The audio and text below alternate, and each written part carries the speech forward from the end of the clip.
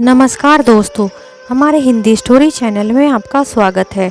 हमारी आज की कहानी है लालची बेटा। नादान है वे लोग जो माँ बाप का अपमान करते हैं। माँ बाप तो वह अनमोल रतन है जिनको भगवान भी प्रणाम करते हैं। रीता जी का मन आज बहुत ही विचलित था। लगातार अपने बेटे को फ़ोन लगाने की कोशिश कर रही थी, लेकिन सामने से कोई जवाब नहीं आ रहा था। किसी ने फ़ोन भी नहीं उठाया। वह लगातार फ़ोन करती जा रही थी। फिर परेशान होकर फ़ोन को रखते हुए उदासी भरी आवाज़ में अपनी बेटी को कहने लगी, बेटी, तेरा भाई इतना भी क्या व्यस्त हो गया है कि इतनी बार फ़ोन करने के बाद भी कोई जवाब नहीं देता है। तभी वह अपनी माँ का हौसला बांधते हुए अंजलि कहती है, अरे माँ, तुम भी कितनी हद करती हो। जब भाई ने एक बार फ़ोन नहीं उठाया तो बार बार फ़ोन करने से क्या फ़ायदा। बिना बात ही खुद ही परेशान हो रही हो और उन्हें भी परेशान करती हो। और फिर गुस्से में अगर भैया कुछ बोल देंगे तो तुम्हारी आंखों से अश्रुधारा बहने लगेगी। अरे वह इस समय अपनी नौकरी में व्यस्त होंगे, कितना काम होता होगा उन्हें। अब उन्हें ऐसे में वह अपना काम देखेंगे या तुमसे फ़ोन पर बातें ही करते रहेंगे। तुम तो यहाँ फ्री रहती हो, तुम्हें तो इतना काम भी नहीं होता, लेकिन कंपनी में तो बहुत काम होता है। हाँ बेटा, बात तो तुम बिल्कुल सही कह रही हो।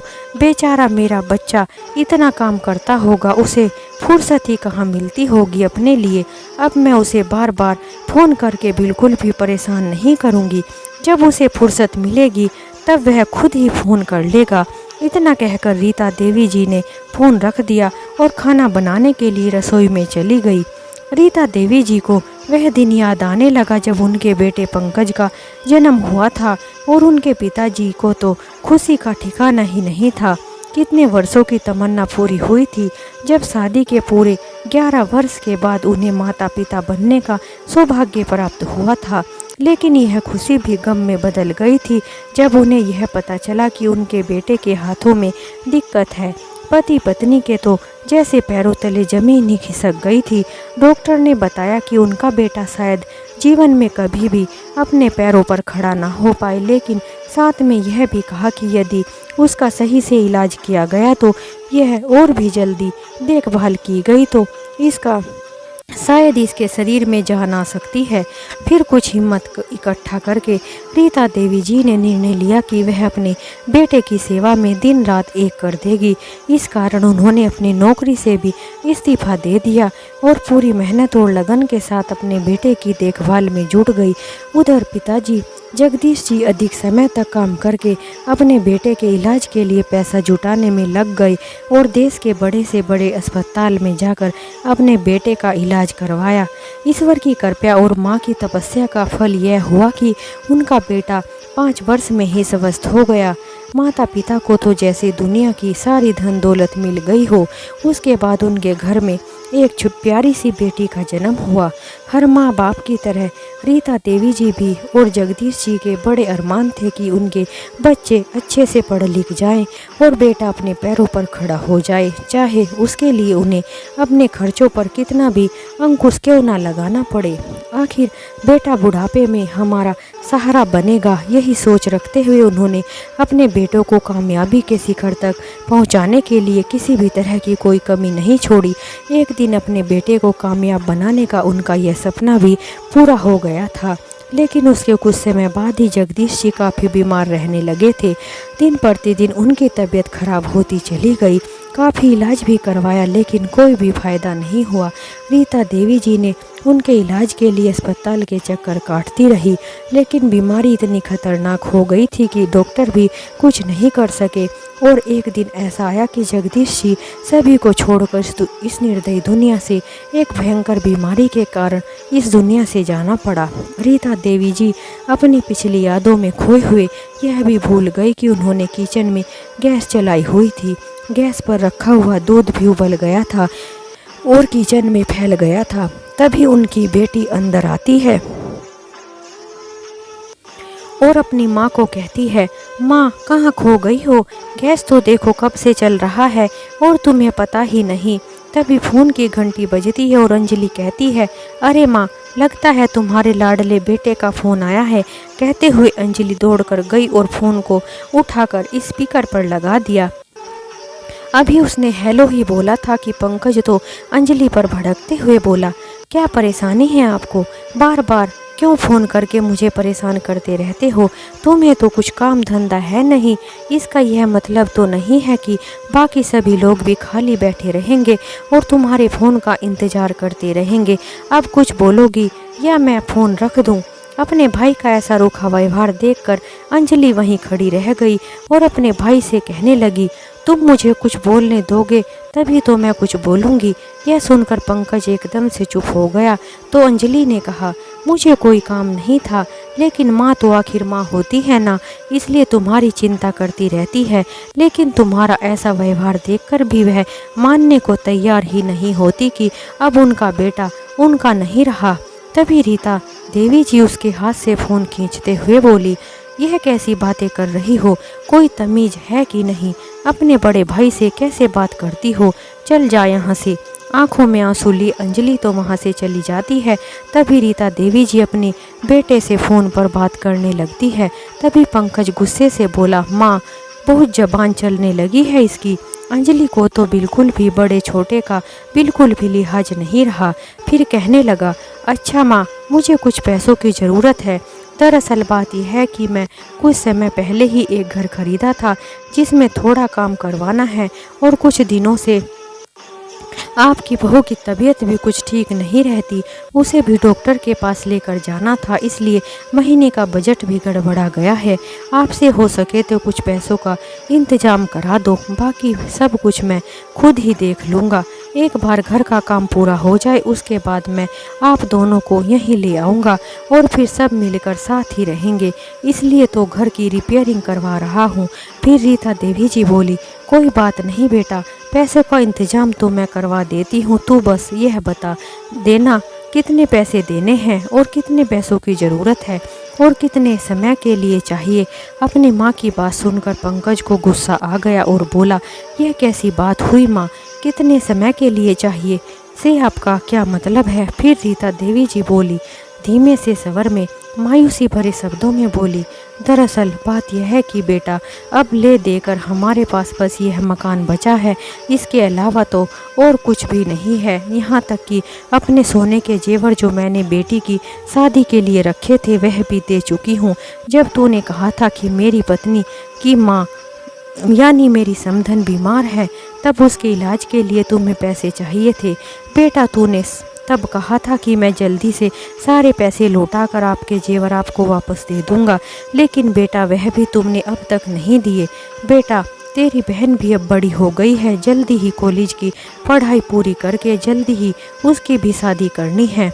तभी पंकज कहता है, आप बिल्कुल भी चिंता मत करो माँ, तुम्हें कुछ भी करने की ज़रूरत नहीं पड़ेगी, मैं सब कुछ संभाल लूँगा। बस एक बार मेरे घर का काम पूरा हो जाए उसके बाद मैं सबसे पहले आपके जेवर ही छुड़वाऊँगा और बाकी की सारी देनदारी भी चुका दूँगा। अपने बेटे की यह बात सुनकर रीता देवी बोल उठी, ठीक है बेटा, कितने पैसे चाहिए तुम्हें? मैं कहीं से पैसों का इंतजाम करती हूँ। तब पंकज अपनी माँ से बोला, माँ मुझे इस बार कुछ ज़्यादा पैसों की ज़रूरत नहीं है, 15-20 हज़ार से तो काम नहीं चलेगा, इस बार मुझे 4 लाख की ज़रूरत है। बेटे की यह बात सुनकर रीता देवी जी हैरान रह गई और सोचने लगी कि इतनी बड़ी रकम का इंतजाम मैं कैसे करूंगी। तभी पंकज बोला, आप एक काम करिए माँ, आप घर को गिरवी रख दीजिए, घर गिरवी रखकर हमें अच्छे पैसे मिल जाएंगे। लेकिन घर गिरवी रखने की बात सुनकर रीता देवी जी ने साफ साफ मना कर दिया और अपने बेटे से बोली कि बेटा यह मकान ही तो हमारे पास है, अगर इसको भी हमने गिरवी रख दिया तो और छुड़ा ना पाए तो फिर कर्ज में डूब जाएंगे, तो यह भी हमारे हाथ से चला जाएगा, फिर हम कहाँ भटकते फिरेंगे, सड़कों पर भटकते फिरते रहेंगे। फिर तभी पंकज बोला, अरे माँ आप भी हद करती हो, ऐसी नौबत में कभी आने ही नहीं दूंगा। अपने बेटे पर इतना भी भरोसा नहीं है आपको? आप बिल्कुल भी फिक्र मत कीजिए, मैं हूँ ना, मैं सब संभाल लूँगा। अपने बेटे की बातों में आकर रीता देवी जी ने अपने घर को भी गिरवी रख दिया। इसके बदले उन्हें 12 लाख रुपए मिल गए। हालांकि अंजलि अपनी माँ को बार बार समझाती रह गई कि घर गिरवी मत रखो, कल को अगर भैया ने पैसे वापस नहीं दिए तो हम लोग कहाँ जाएंगे। लेकिन रीता देवी जी ने अपनी बेटी की एक नहीं सुनी और कहने लगी, मुझे अपने बेटे पर पूरा भरोसा है। तू न जाने अपने भाई के बारे में क्या क्या सोचती रहती है। तू क्या अपने भाई को गलत समझती है। अंजलि कुछ बोलने ही लगी थी कि तभी रीता देवी जी बोली, अच्छा अब ज़्यादा बहस मत करो। घर का फैसला लेने के लिए अभी इस घर की बड़ी मौजूद है। तुम चुप रहोगी तो अच्छा होगा। अगर मुश्किल वक्त में मैं ही अपने बेटे का साथ नहीं दूंगी तो और कौन देगा। और उसने तो इतना कह दिया है कि एक बार घर का काम पूरा हो जाए तो हम दोनों को भी अपने साथ ले जाएगा और हम दोनों उसके साथ उसके ही घर में रहेंगे। तेरी शादी का खर्चा भी वही देख लेगा। रीता देवी जी ने अपनी बेटी की एक भी ना सुनी और घर को गिरवी रख दिया। लेकिन अंजलि के बहुत कहने पर उन्होंने उस रकम में से 8 लाख रुपए बचाकर अपने पास रख लिए। अंजलि बोली, माँ आपसे भैया ने 4 लाख देने को कहा था तो बस 4 लाख रुपए ही दे देना, बाकी के पैसे अपने ही खाते में जमा करवा दो। और एक बात का खास ध्यान रखना, उन्हें यह बिल्कुल भी मत बताना कि आपको कितने पैसे मिले हैं, नहीं तो वह किसी न किसी बहाने से बाकी के पैसे भी आपसे ले लेंगे। रीता देवी जी ने के घुटनों में बहुत समय से दर्द रहता था तो उन्होंने अपने बेटे को फ़ोन करके कहा कि बेटा जब पैसे लेने के लिए यहाँ आओगे तो कुछ दिन निकाल कर आना। मेरी तबीयत ठीक नहीं रहती है, रोज रोज का दर्द अब सहन नहीं होता। आओगे तो किसी अच्छे से डॉक्टर से मेरा इलाज भी करवा देना। इतना कहने की देर थी कि पंकज तो अपनी पत्नी के साथ अगले दिन ही सुबह ही उनके पास पहुंच गया। वे दोनों मुस्कुराते हुए अपनी माँ के पैर छूकर आशीर्वाद लेने लगे। तभी उनकी बहू ने कहा, माँ आप भी कभी हमारे पास आ जाया कीजिए, वह भी आपका ही घर है। तभी रीता देवी जी कहने लगी, बहू तुम बिल्कुल भी फिक्र मत करो, जब तुम्हारे घर का काम पूरा हो जाएगा तो हम तुम्हारे घर पर ही तुम्हारे ही साथ रहेंगे। क्यों बेटा, ठीक कहा ना मैंने। इतनी बात सुनते ही बहू के तो चेहरे की मुस्कुराहट तो जैसे कहीं चली गई थी और पंकज को घूरते हुए देखने लगी। तभी पंकज भी झूठी मुस्कुराहट के साथ बोला, हाँ कीर्ति, माँ ने हमारे घर की रिपेयरिंग के लिए सारी रकम का इंतजाम कर दिया है। अब जल्दी से घर की रिपेयरिंग हो जाएगी तो फिर वह हमारे ही साथ रहेंगी। हमने अपने पति का इशारा समझकर कीर्ति भी अपने चेहरे पर फीकी मुस्कान के साथ बोली, रे हाँ आप लोगों का ही तो घर है। और फिर जब तक घर में कोई बड़ा बुजुर्ग ना हो घर घर नहीं कहलाता। कीर्ति जल्दी से रसोई में जाकर चाय नाश्ता बनाने में अपनी नंद अंजलि की मदद करने लगी और सब कुछ ट्रे में रख कर ले आई। तभी पंकज अपनी माँ से बोला, माँ वह पैसे मुझे दे दीजिए, मैं बैंक की तरफ ही जा रहा था, कोई काम था। आप पैसे दे देंगी तो अपने खाते में जमा करवा दूंगा, जिससे आपकी भी चिंता दूर हो जाएगी। नहीं तो गांव हो या शहर, हर जगह चोरी का बहुत डर लगा रहता है। अंजलि ने पैसों से भरा बैग अपनी माँ को दे दिया, जिसमें से रीता देवी जी ने 4 लाख रुपए निकालकर अपने बेटे के हाथ में थमा दिए। पैसे देखकर वे दोनों ऐसे खुश हो गए जैसे उन्हें जन्नत मिल गई हो। तभी पंकज बोला, लेकिन माँ घर गिरवी रखकर कम से कम 11 से 12 लाख हमको मिले होंगे, बाकी के पैसे कहाँ हैं। तब रीता देवी जी और उनकी बेटी एक दूसरे का चेहरा देखने लगे। फिर रीता देवी जी बोली, हाँ बेटा 12 लाख रुपए मिले थे, लेकिन अंजलि की शादी के लिए भी कुछ पैसे चाहिए थे, इसलिए उन पैसों को मैं तेरी बहन की शादी के लिए बैंक में जमा करवा दूंगी। 1-2 साल में कोई अच्छा सा लड़का देखकर उसके भी हाथ पीले कर दूंगी। तुम तो अपने परिवार के साथ सुखी रह रहे हो, एक बार मेरी बेटी की भी शादी हो जाए तो मैं गंगा नहा लूँगी और मेरी सारी चिंता भी खत्म हो जाएगी और मेरी बेटी भी अपने घर की हो जाएगी और फिर अपनी भी गृहस्थी संभालेगी। बस इतना सुनने की देर थी कि पंकज गुस्से से आग बबूला हो गया और अपनी माँ से बोला, माँ आपने मुझे तो एक पल में पराया बना दिया है। क्या आपको मुझ पर बिल्कुल भी विश्वास नहीं था? मैं किसी मैं आपसे कैसे बातें कर रहा हूँ। अगर विश्वास होता तो सारे पैसे मेरे ही हाथ में रखती आप। ठीक है, कोई बात नहीं। जब भरोसा ही नहीं है तो फिर इन सब बातों का क्या फ़ायदा। तभी रीता देवी बोली, अरे बेटा, यह तू कैसी बातें कर रहा है। मुझे तुझ पर पूरा भरोसा है। अगर तू कहता है तो बाकी के पैसे भी मैं तुझे ही दे देती हूँ। जब भी मुझे ज़रूरत होगी तो मैं तुझी से मांग लूँगी। तभी पंकज अपनी बातों में मिठास लिए हुए बोला, हाँ हाँ माँ, आप ही के पैसे हैं, हम तो बस इन्हें संभाल कर रख देंगे और जब आपको ज़रूरत पड़ेगी मैं आपको दे दूँगा। यह कहते हुए पंकज ने 12 लाख रुपए अपनी माँ से ले लिए और बैंक में जमा करवाने के लिए निकल गया। कीर्ति भी उनके साथ ही चली गई। उनके जाने के बाद अंजलि ने अपनी माँ से कहा, माँ, मैंने आपसे पहले ही कहा था कि चाहे जो कुछ भी हो जाए यह पैसे भैया को नहीं दोगी, लेकिन फिर भी आप नहीं मानी। तब रीता देवी जी बोली, तो क्या हुआ बेटा, पंकज भी तो तेरा ही भाई है। पैसे हमारे पास पड़े हों या उसके पास, क्या फ़र्क पड़ता है। ऐसा कहकर रीता देवी जी अपने कमरे में चली गई। अगले दिन सुबह रीता देवी जी जैसे ही नींद खुली तो उनके बेटा बहू अपने बैग उठाकर उनके पास आए और बोले, अच्छा माँ, हम चलते हैं। यह देखकर रीता देवी और अंजलि हैरान रह गई। तभी रीता देवी बोली, बेटा, तुम तो यहाँ कुछ दिन के लिए आए थे ना, मुझे डॉक्टर को भी तो दिखाना था, तुम भूल गए क्या। नहीं माँ, लेकिन बात यह है कि मुझे कुछ बहुत ही ज़रूरी काम याद आ गया है, इसलिए हमें जल्दी ही निकलना होगा, नहीं तो बहुत बड़ा नुकसान हो जाएगा। कुछ दिनों बाद जब वापस आकर आपको किसी अच्छे से डॉक्टर के पास ले चलूँगा। ऐसा कहकर दोनों अपने घर वापस चले गए। अंजलि बोली, मैं जानती थी माँ कि भैया यहाँ सिर्फ पैसों के लिए ही आए थे, मतलब निकल गया तो अब दोनों के यहाँ से चलते बने। उन्हें माँ से कोई मतलब नहीं है और ना ही माँ की बीमारी से, उन्हें तो सिर्फ पैसों से ही मतलब था।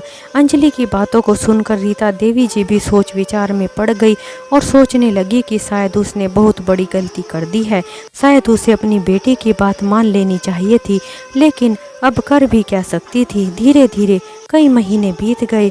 कभी रीता देवी अपने बेटे को फ़ोन लगाती तो कभी अपनी बहू को, लेकिन वह कभी फ़ोन ही नहीं उठाते थे और गलती से कभी फ़ोन उठा भी लेते तो मीटिंग में होने का या ड्राइविंग करने का बहाना बनाकर बात को टाल देते थे और कभी कॉल करती तो यह कहकर फ़ोन काट देते कि कीर्ति को काम करते करते यह जवाब देती कि अभी बाहर किसी काम से गई है, या फिर किसी और बहाने से यह बहाना बनाकर उन्हें टाल देती।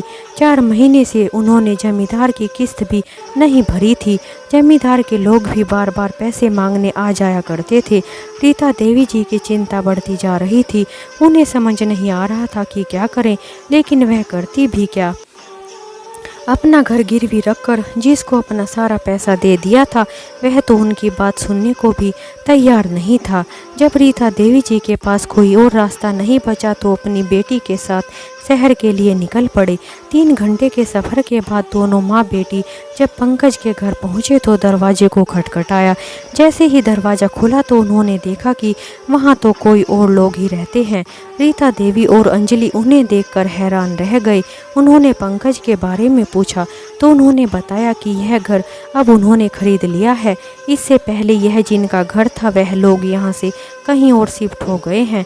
लेकिन जब अंजलि ने उनसे पूछा कि वह लोग कहाँ रहते हैं तो वह लोग बोले, अब हमें इस बारे में कुछ भी नहीं जानते हैं। यह सब सुनकर रीता देवी जी और अंजलि निराश हो गए। दोनों अपने आप को बहुत मजबूर महसूस कर रही थी। उस शहर में वह किसी और को जानती भी नहीं थी, इसलिए वे कहीं और भी नहीं जा सकती थी। लेकिन अंजलि ने हिम्मत नहीं हारी। उसने अपने भाई को फिर से फ़ोन लगाया, लेकिन अभी पंकज ने फ़ोन नहीं उठाया। अंजलि आसपास के लोगों से पूछने लगी, लेकिन किसी को कुछ भी मालूम नहीं था। थकी हारी वे दोनों माँ बेटी अभी वापस जाने ही लगी थी कि इतने में एक कोरियर वाला आ गया जो पंकज के नाम का पार्सल लेकर आया था। वह पार्सल पर लिखे नंबर पर फ़ोन करने लगा और बोला, सर, मैं आपका पार्सल लेकर आया हूँ, आप मुझे अपना नया एड्रेस बता दीजिए, मैं वहीं पर आ जाता हूँ। अंजलि ने जब यह बात सुनी तो उसके दिमाग में एक आइडिया आया और वह उस कोरियर वाले से बोली, भैया, कहीं आप पंकज से तो बात नहीं कर रहे हो? कोरियर वाला बोला, जी हाँ, मैं उन्हीं से बात कर रहा था। लेकिन आप यह सब क्यों पूछ रही हो? भैया, दरअसल वह मेरे भाई हैं, आज उनका जन्मदिन है और हम उन्हें सरप्राइज देना चाहते थे, इसलिए हम उनको बिना बताए ही आज उनके नए घर पर आ गए हैं। लेकिन जैसे ही हम यहाँ आए तो पता चला कि वह अब कहीं और रहते हैं। यदि आप हमें उनका नया पता बता दें तो आपकी बड़ी मेहरबानी होगी। उनकी बात सुनकर कोरियर वाले ने एक पेपर पर उन्हें पंकज की बिल्डिंग का पता दे दिया। थोड़ी ही देर में रीता देवी जी और अंजलि ऑटो में बैठकर उस घर में पहुंच गई जहां पंकज ने अपना फ्लैट खरीदा था। पंकज का फ्लैट एक बहुत ही बड़ी सोसाइटी में था जहां ऊंची ऊंची इमारतें बनी हुई थी। रीता देवी जी इतनी ऊंची इमारतें पहली बार देख रही थी। अपनी बेटी से बोली, हे भगवान, देख तो अंजलि, यह इमारतें कैसे आसमान को छू रही हैं। वे दोनों जैसे ही अंदर जाने लगी तो गार्ड ने उन्हें अंदर जाने से रोक दिया। कोरियर वाले ने तो गार्ड को पार्सल पकड़ाकर और नाम पता बताकर चलता बना, परंतु माँ बेटी तो सोसाइटी के बाहर ही खड़ी खड़ी पंकज का इंतजार करती रही। उन्होंने गार्ड को नाम पता बताकर कहा कि मेरे भैया को खबर कर दीजिए कि उनकी माँ और बहन गांव से आई हैं, लेकिन गार्ड को उनकी बातों पर यकीन नहीं हो रहा था। रीता देवी जी एक पुरानी सी साड़ी पहने हुए थी जो थोड़ी सी फटी हुई भी थी और अंजलि ने एक साधारण सा सूट पहना था। रीता देवी बार बार उन इमारत की ओर देखे जा रही थी। फिर अंजलि ने गार्ड से हाथ जोड़कर विनती की कि वह उनको यकीन करें और उनके भाई को उनके आने की सूचना दे दें या फिर उन्हें ही अंदर जाने दें। लेकिन इस पर गार्ड ने कहा, तुम लोगों को तो और कोई काम है नहीं, मेरी भी नौकरी का सवाल है, मैं ऐसे भी किसी को अंदर जाने नहीं दे सकता। बड़ी बड़ी इमारतें देखी नहीं कि काम मांगने के लिए आ जाती हैं, लेकिन यह सोसाइटी में काम वाली ऐसे ही नहीं रखी जाती। ये इन सभी घरों में जो भी काम करती हैं सबसे पहले उनकी पुलिस वेरिफिकेशन कराई जाती है, तब कहीं जाकर उन्हें काम पर रखा जाता है। तब रीता जी बोली, आप कैसी बातें कर रहे हो? क्या हम आपको काम वाली बाई लगते हैं? यह सब कहते भी आपको शर्म नहीं आती? हम किसी घर में काम करने वाले नौकर नहीं हैं। हमारा बेटा इस बिल्डिंग में रहता है, तभी हम उससे मिलने यहाँ पर आए हैं। उनकी बातें सुनकर गार्ड हंसने लगा, लेकिन तुम्हारी हालत देखकर तो कोई नहीं कह सकता कि तुम्हारा बेटा इतनी बड़ी बिल्डिंग में रहता होगा। गार्ड की इस बात पर अंजलि को गुस्सा आ गया और बोली, आप मेरी माँ से ऐसे कैसे बात कर सकते हो? क्या आपको बात करने की जरा भी तमीज़ नहीं है? अगर मेरे भैया को पता चला कि आपने हमसे ऐसी बात की है तो आपको नहीं छोड़ेंगे। बिल्डिंग में रहने वाला एक बुजुर्ग व्यक्ति और अंजलि से पूछने लगा, आखिर बेटा बात क्या है? अंजलि ने सारी सच्चाई बता दी। फिर उस बुजुर्ग व्यक्ति ने गार्ड से कहा, अगर इतना कह रही हैं तो उसका भाई बिल्डिंग में रहता ही होगा, तो मान क्यों नहीं जाते हो? गार्ड ने कहा, लेकिन इन लोगों को देखकर मुझे नहीं लगता कि इनका बेटा इस बिल्डिंग में रहता होगा। परंतु उस बुजुर्ग की बार बार कहने पर उस गार्ड ने उन्हें अंदर जाने दिया। रीता देवी जी अपनी बेटी के साथ अंदर सोसाइटी के अंदर तो आ गई, परंतु अब वह कहाँ जाए सोचकर ये दोनों परेशान थी। एक बिल्डिंग में सैकड़ों मकान बने हुए थे और न जाने कितनी ऐसी इमारतें वहां खड़ी हुई थी। अंजलि की नज़र सामने से आ रहे उसके भाई पर पड़ी। पंकज के साथ उसके कुछ दोस्त भी थे। पंकज ने फ्लैट के बाहर पहुंचकर बेल बजाई। पंकज को देखते ही अंजलि और उसकी मां पंकज की ओर तेजी से गई। इस समय कीर्ति ने दरवाज़ा खोला। रीता देवी जी दौड़कर पंकज की ओर गई और अपने बेटे को गले लगा लिया और रोते हुए बोली, बेटा कहाँ था तू? कब से हम तुझे ढूंढ रहे थे। क्या तुझे मालूम है, गार्ड ने हमें 2 घंटे से बाहर ही रोक कर रखा था और वह तो हमें काम वाली बाई तक बोल रहा था। तूने नया घर ले लिया और हमें बताया भी नहीं। फिर अपनी साड़ी के पल्लू से आंसू पोंछते हुए रीता देवी जी बोली, चल अब वह सब छोड़, यह बता तू कैसा है? रीता देवी जी और अंजलि सुबह से यहाँ वहाँ भटक रही थी, जिस कारण उनकी हालत खराब हो चुकी थी और उनके कपड़े भी गंदे हो चुके थे। पंकज अपने दोस्तों के सामने अपनी माँ को ऐसी हालत में देखकर पंकज के पसीने छूट गए थे। उसने सोचा कि यदि मेरे दोस्तों को यह पता चला कि यह मेरी माँ और बहन है तो मेरी इज्जत की तो धज्जियाँ ही उड़ जाएंगी। उसे समझ ही नहीं आ रहा था कि वह क्या करे। तभी कीर्ति बोल पड़ी, अरे बिना मतलब गले पड़ रही हो, आप लोग कौन हैं और यहाँ पर क्या कर रही हो? फिर पंकज भी बोला, कौन हो तुम लोग? अगर तुम लोग यहाँ काम मांगने आए हो तो हमारे घर में पहले से ही काम वाली बाई लगी हुई है। अब अपने बेटे के मुंह से यह सब बात सुनकर रीता देवी जी तो जैसे सदमा लग गया था। वह खड़ी की खड़ी रह गई और उसे देखने लगी और सोचने लगी कि जिस बेटे के लिए उन्होंने इतना सब त्याग किया था, आज वही बेटा अपनी माँ को ही पहचानने से इनकार कर सकता है। उनकी आंखों से तो जैसे आंसुओं का झरना ही फूट पड़ा। तभी अंजलि आगे बढ़कर अपनी माँ के आंसू पोंछने लगी और अपने भाई से बोली, भैया क्या सचमुच आप नहीं जानते यह कौन है? यह वही बदनसीब माँ है जिसने आप जैसे नालायक बेटे को जन्म दिया है।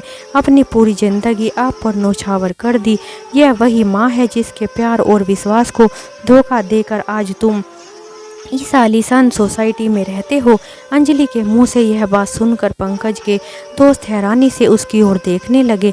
तभी पंकज भी बोला, अरे जाओ यहाँ से, दो पैसे की औकात नहीं और मुझे ज्ञान दे रही हो, जाने कहाँ से चले आते हैं।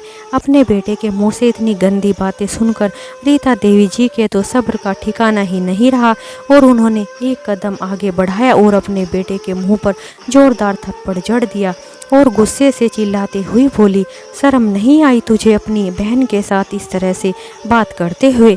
तभी कीर्ति बोली, तुम्हारी हिम्मत कैसे हुई मेरे पति पर हाथ उठाने की? इसके इतना कहने की देर थी कि रीता देवी जी ने उसे भी एक जोर का थप्पड़ मारा। काश यह थप्पड़ मैंने तभी लगा दिया होता जब तूने मुझसे मेरे सारे गहने लेकर बेच दिए थे, लेकिन सारी गलती मेरी ही थी। अपने बेटे के प्यार में इतनी अंधी हो गई थी कि अपनी बेटी की एक बात भी नहीं सुनी। वह हमेशा मुझे चेतावनी देती थी कि कुछ पैसा अपने लिए बचा कर रखो, लेकिन मैं ही तुझ जैसे नालायक पर भरोसा करके अपना सब कुछ तुझ पर लुटा चुकी हूँ। काश मैं अपनी ममता को दरकिनार करके अपना सब कुछ तुझे ना दिया होता तो आज शायद मेरी यह बेटी और मैं इस हालत में नहीं होते। तभी पंकज गुस्से से बोला, तो कोई एहसान नहीं किया तुमने मुझ पर? वह पैसा देकर जो कुछ भी तुमने किया वह फर्ज था तुम्हारा। तुम कोई अनोखी माँ नहीं हो इस दुनिया में। सभी के माँ बाप अपने बच्चों को कामयाब बनाने के लिए इतना त्याग तो करते ही हैं। फिर रीता देवी जी ने कहा, ठीक है बेटा, अभी तक तुमने मेरा प्यार देखा है लेकिन मेरा गुस्सा नहीं देखा। अगर मैं अपनी भरपूर कोशिश करके तुझे तेरे पैरों पर खड़ा कर सकती हूँ तो तेरे जैसे नालायक को ज़मीन पर भी गिराकर सबक सिखा सकती हूँ। इस समय रीता देवी जी ने सोसाइटी वालों की मदद से पुलिस को फ़ोन लगाया। थोड़ी ही देर में वह बुजुर्ग अंकल भी वह आ गए थे जिन्होंने रीता देवी जी की अंजलि की मदद की थी।